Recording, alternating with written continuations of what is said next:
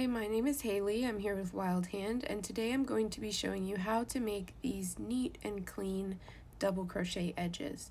So in this method, instead of turning the row with a chain stitch, we'll do a special stitch to keep the edges nice and crisp.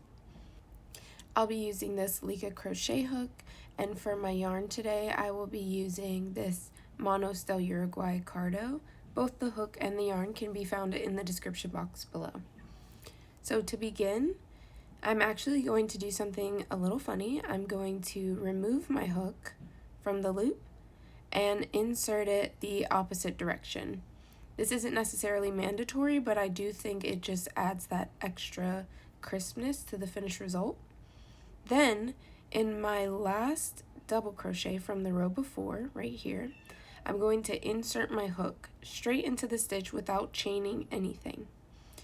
And then I'm going to pull up a loop, and then I'll yarn over and pull through both those loops, kind of like a single crochet.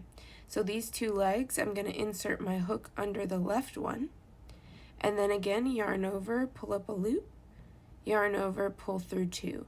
And that is going to serve as our first double crochet.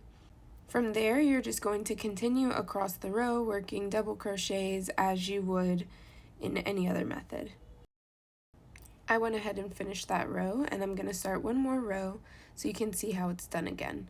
So I removed my hook, I'm going to insert it the opposite direction, and I like to wrap my yarn behind the back. Again, not mandatory, but it is good to do.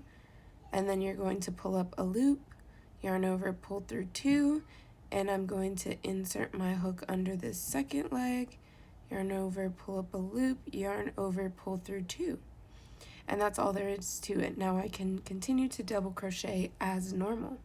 And you'll see as the rows stack on top of each other, it looks nice and neat, and you don't have that extra bulk on the side from chaining up. If you found this video helpful, please give it a like, and don't forget to subscribe to the channel to catch all of our future tutorials.